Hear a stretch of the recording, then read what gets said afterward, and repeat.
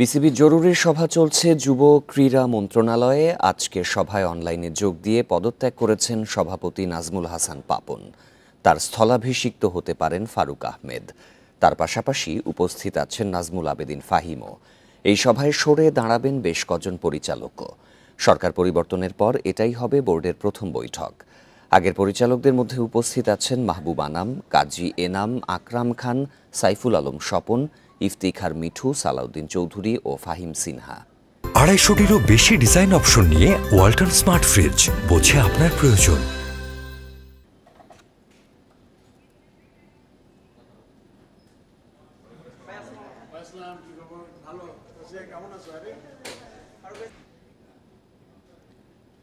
এ বিষয়ে বিস্তারিত জানাতে সচিবালয় থেকে যোগ দিচ্ছেন সহকর্মী মাজহারুল ইসলাম। মাজহার, বিসিবি তো নীতি নির্ধারণী পর্যায়ের অনেকেই সভায় অংশগ্রহণ করেছেন। নাজমুল হাসান পাপনের পদত্যাগের খবর আমরা জানতে পেরেছি। আর কি রদবদল আসতে পারে?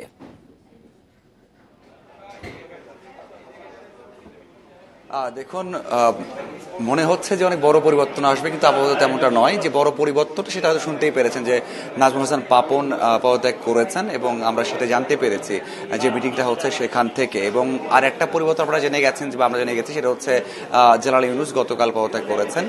সেই দিক থেকে দুই পরিবর্তনের পর থেকেই কিন্তু একটা পথ পরিষ্কার হয়ে গেল যে নিচের লেভেলে, মানে হচ্ছে ডিরেক্টর হোক বা কাজ করার জায়গা হোক, সেটা অনেকটাই উন্মুক্ত হয়ে গেল, বা যে কাজটা শুরু করার দরকার ছিল সেটা হয়ে গেছে। আমি একটু সভার কথা বলতে চাই। একটা বিসিবির সভা করতে 8 জন পরিচালক দরকার হয়, সেটাই ছিলেন। আমরা আকরাম খানকে দেখেছি, আমরা মাহবুব আনামকে দেখেছি, আমরা স্বপন চৌধুরীকে দেখেছি, আমরা সালাউদ্দিনকে দেখেছি, আমরা ফাহিম সিনহাকে দেখেছি। 8 জন ছিলেন এবং বিসিবির প্রধান নির্বাহী ছিলেন।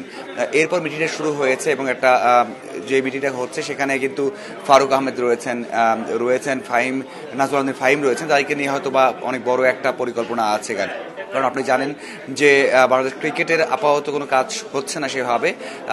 এরপরেও কিন্তু বাংলাদেশ থেকে নারী ক্রিকেট ওয়ার্ল্ড কাপটাও সরে গেছে। এরকম প্রেক্ষাপটে অবশ্যই অনেক কাজ করা জরুরি, এবং কাজটা শুরু করা জরুরি। সেই প্রেক্ষাপটে কিন্তু এই মিটিংটা হচ্ছে, এবং আপনি জানেন যে হয়তো বা আশা করা হচ্ছে বা ধারণা করা হচ্ছে যে অনেক পরিচালক খুব তাড়াতাড়ি হয়তো রিজাইন করবেন, বা যারা আগের বোর্ডে ছিলেন, লং টাইম কাজ করে গেছে, তারা হয়তো থাকবে না। তবে তেমনটা হচ্ছে না, হয়তো বা যে যার মতো সময় পাবেন। কারণ অনেককে যে জোর করে পদত্যাগ করানো হবে বা করবেন তেমনটা নয়। কারণ আপনি দেখেন 3টে সভাতে যদি কোনো পরিচালক উপস্থিত না থাকেন, মানে যারা এখন দেশে নেই, বা বড় একটা ঘটনার পর দেশের প্রেক্ষাপট চেঞ্জ হওয়ার পর যারা বোর্ডে আসতে পারছেন না, তারা যদি পরপর 3টা মিটিং মিস করেন, তাহলে কিন্তু অটোমেটিক্যালি কিন্তু সেটা তাদের সদস্য পদ অথবা ডিরেক্টরশিপ বাদ হয়ে যাবে। এবং সেই জন্যই হয়তো অপেক্ষা করা হবে, এবং এরপর আস্তে আস্তে যে পদগুলো শূন্য হয়ে যাবে সেখানে নির্বাচন দেওয়া হবে, এবং নির্বাচনের পরে কিন্তু নতুনরা আসবেন এবং তারপরে দায়িত্ব নেবেন।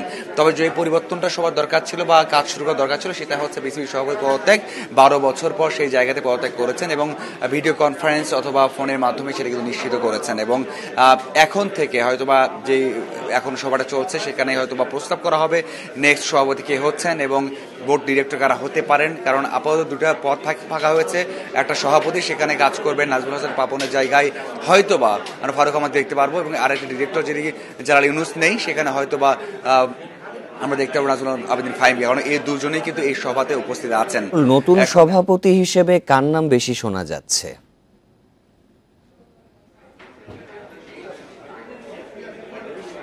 আমি প্রশ্নটা বুঝতে পারিনি। মাজহারুল, নতুন সভাপতি হিসেবে কার নাম বেশি শোনা যাচ্ছে, এরকম কোনো তথ্য কি পেয়েছেন? দেখুন, আমরা কিন্তু বেশ কিছুদিন হলেই আমরা জানতে পারছি যে দুজনের সাথে কথা হচ্ছে।